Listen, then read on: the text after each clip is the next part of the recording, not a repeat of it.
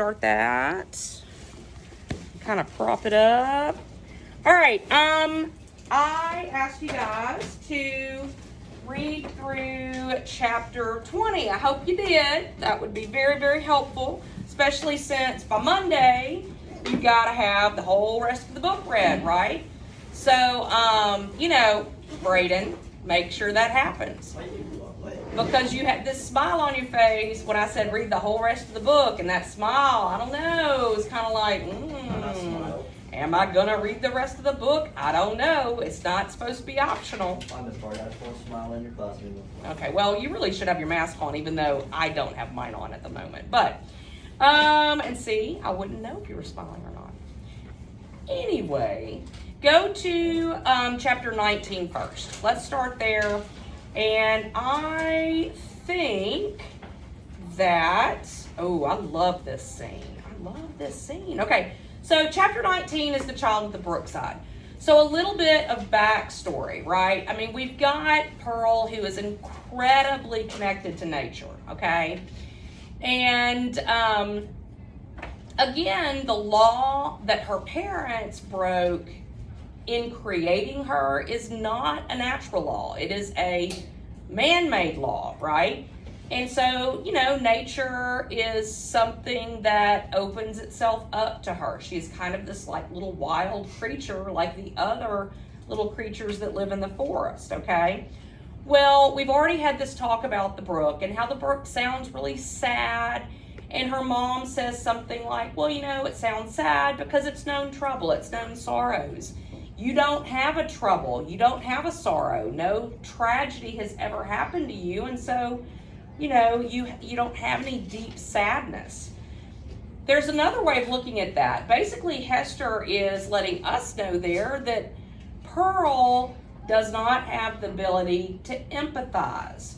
That's going to change, so be looking for that over the weekend, okay, when you finish up the reading. All right, about 2 pages into chapter 19. Look for a paragraph that starts, by this time Pearl had reached.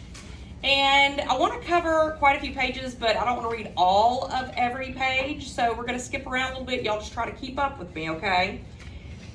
First off, all right, we think that probably Hester and Dimsdale maybe had some hanky-panky in the forest. It's kind of up to, interpretation there. But Pearl has been, hopefully quite a bit of ways, playing, keeping herself occupied. And we see Hester saying things to Dimsdale like, she's a beautiful child, she's a lovely child, you're just going to love her. You're just going to love her, right? And she says, and you don't have to find it, but she says, our Pearl is a fitful and fantastic little elf sometimes, right? So she's going to call Pearl over to, truly meet her father, okay? Even though they've, stood hand in hand before, at that point, he was not claiming them, right? Okay. Everybody find that paragraph by this time? You there? Got a highlighter? Yes, probably want to mark it. By this time, Pearl had reached the margin of the brook and stood on the farther side, gazing silently at Hester and the clergyman, who still sat together on the mossy tree trunk waiting to receive her.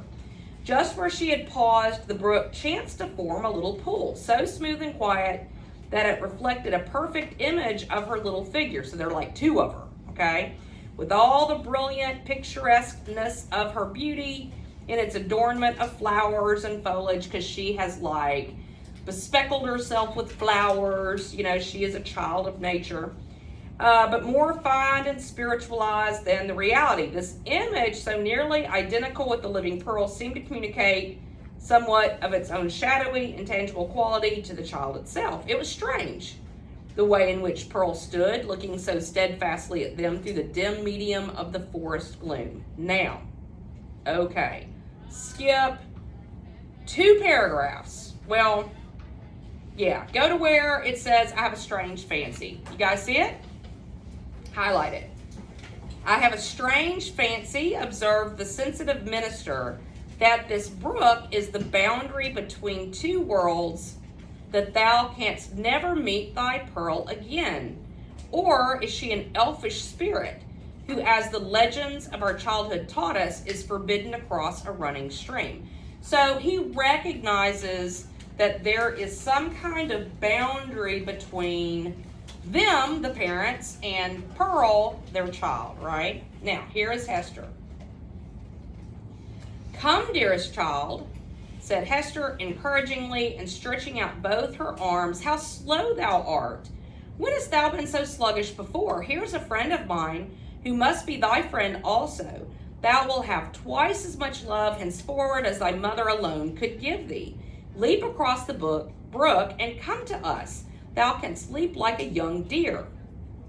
All right, now, Pearl, without responding in any manner to these honey-sweet expressions, remained on the other side of the brook.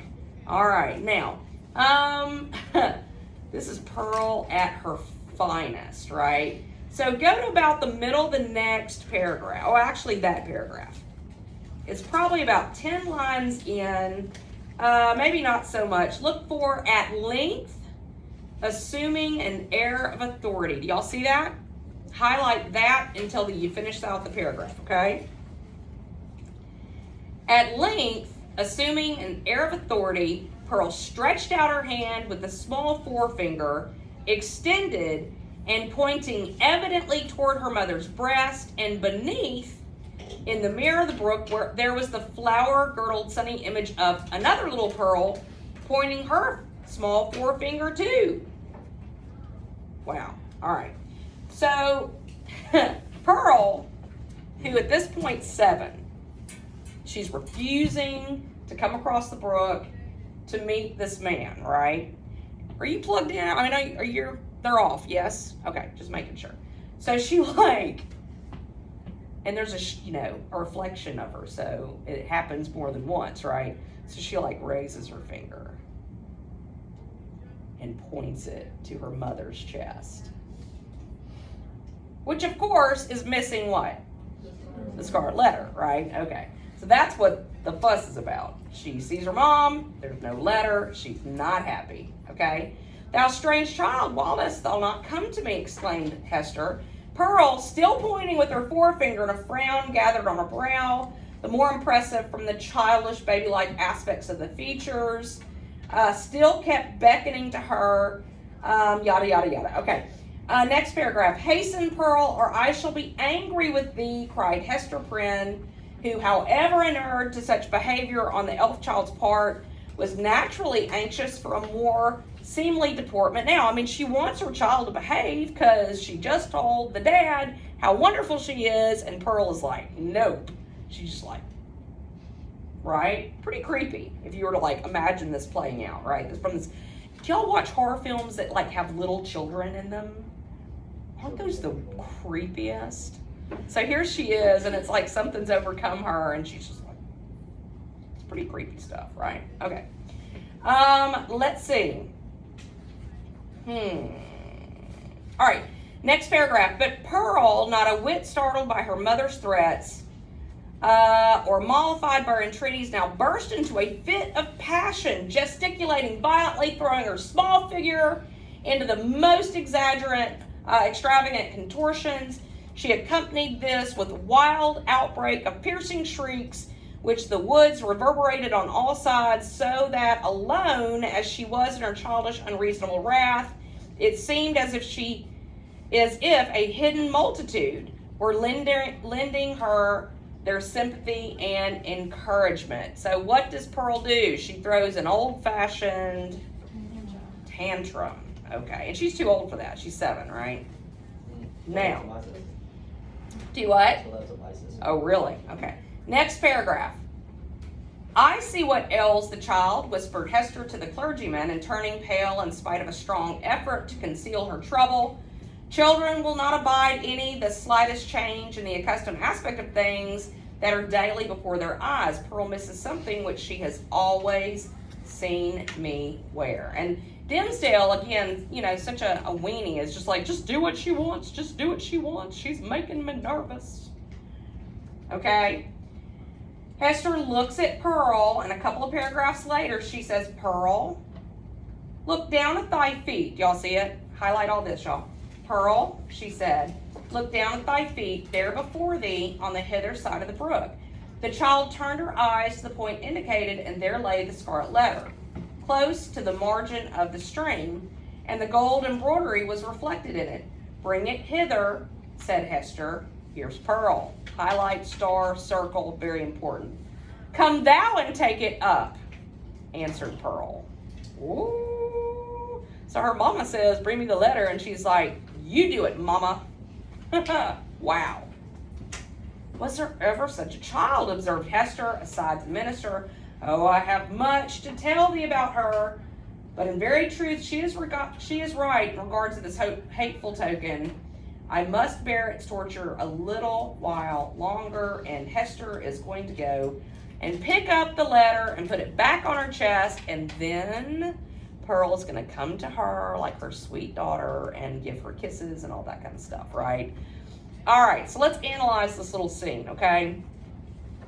We've talked about this before, so hopefully it'll all kind of connect here. Why does Pearl refuse to pick the letter up for her mother? Because that's her mom's punishment? That's her mom. It's her mom's punishment. And you have to bear your own, right?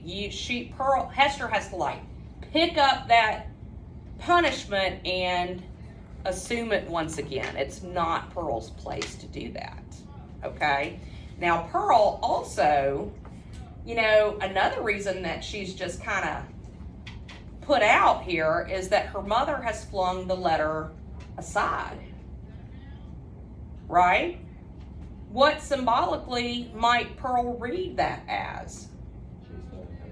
Yeah, if Pearl and the letter are connected, then maybe symbolically this is like Hester casting her child aside. Not only that, but there's like a replacement, it's always been Pearl and Hester, and now it's Hester and Dimmesdale, and then Pearl's on that other side of the brook. Does that make sense to you guys? So there's a whole lot of layers there to get through. All right, now go to the next chapter.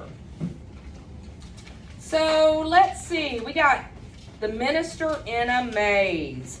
Guys, the minister in a maze. A maze is where you are lost and you don't know which direction to take. And the minister loves God and wants to do God's work, right? But by deciding to live a life with Hester and his child, according to the Puritans, that would be to live in sin, right? It's like he's turning away from God and embracing Satan. You couple that with the whole idea of predestination and his sense that he was trying to show that he was destined for heaven, but by making this choice, he is going to be like going in the other direction, right? He's actually in part excited because he still has a chance. They're not leaving for a couple of days, okay? And he has a chance to give one last sermon, and it's a big sermon. They have elected a new governor because remember Governor Winthrop died, and they're going to have like a celebration. And how do the Puritans celebrate? Well, they have a big old sermon, right? So he's going to give what's called the Election Day sermon. That's kind of a reminder to us that the Puritans believed in what was called the elect. You are either elected for heaven or not, right? So he's excited he's going to get to make this sermon, but as he's going back into the village, he is a different person, okay? All right, let's see. In chapter 19, let's see, 1, 2, 3, 4, 5, okay. 5 paragraphs in. I think that's what I want to read. Let me see. Is that right? Oh, no. I take it back. 6 paragraphs in. I think it's going to be about, let's see. Hang on, let me count the pages. 1, 2, 3, 4, probably 4 pages in. Look for a paragraph that starts with before Mr. Dimsdale reached home. I think it's the 6th paragraph. You know, we got long paragraphs. Did y'all find it? Okay. So, all right. He is probably feeling, better than he's felt in a long time because he's gained strength from Hester and, of course, Pearl there at the end too, right? Let's see. Before Mr. Dimsdale reached home, his inner man gave him evidences of a revolution in the sphere of thought and feeling. That is Hawthorne's way of telling us that he is new, he's thinking things different, thinking different things, feeling different things. In truth, nothing short of a total change of dynasty and moral code in that interior kingdom, his mind, was adequate to account for the impulses now communicated to the unfortunate and startled minister. Highlight probably the next 10 or 12 lines. At every other step, he was incited, urged somehow by something, right, to do some strange, wild, wicked thing or other, with a sense that it would be at once involuntary and intentional, in spite of himself, yet growing out of profounder self than that which had opposed the impulse. For instance, he met one of his own deacons. The good old man addressed him with the paternal affection and patriarchal privilege with which his venerable age, upright holy character, and station in the church entitled him to use, and conjoined with this the deep, almost worshiping respect which the minister's professional and private claims alike demanded. Never was there a more beautiful example of how the majesty of age and wisdom comported with respect, yada, yada, yada. Okay. So, skip down just a bit. Now, during a conversation of 2 or 3 moments between the reverend and this excellent deacon, it was only by the most careful self-control that the former could refrain from uttering blasphemous suggestions that rose into his mind. Okay? So he has all these, impulses to say horrible things to the people that love him. Okay? Skip 2 paragraphs. Look for a paragraph that says, again, a 3rd instance.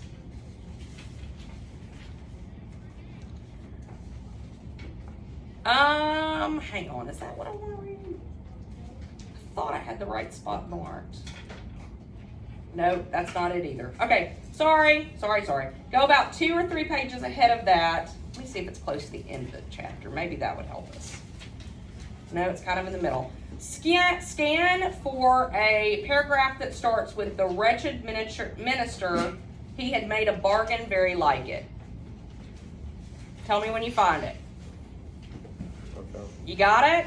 Okay, good. Highlight this. The wretched minister, he had made a bargain very like it. Tempted by a dream of happiness, he had yielded himself with deliberate choice, as he had never done before, to what he knew was deadly sin, and the infectious poison of that sin had thus rapidly diffused throughout his moral system.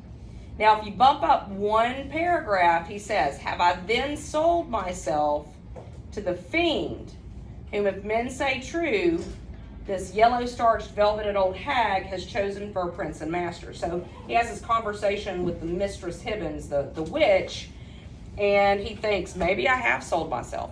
And so that's a really complicated chapter, but the idea here is that by saying he's going to go off and live with Hester and Pearl, it's kind of like he's made a bargain to have happiness in this world, but very possibly give up what?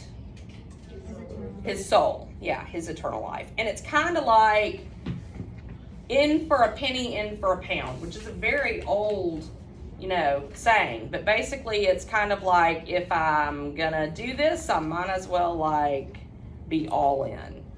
And so he's tempted by the devil to say these crazy things to all these folks who really love him.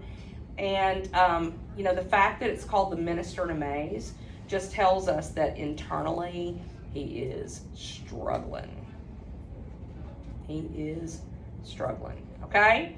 All right, so you guys are gonna need to finish the book for Monday, okay? Read it really carefully because some of the, I'm not gonna say how many, but because I haven't made up the quizzes yet, but you'll have questions from those chapters that you'll definitely have to be prepared for. Why don't you put that aside? Do you have any questions? Okay, I'm gonna turn this off. Yep, yes? Is the quiz measured on the whole book? No, just the last part. And then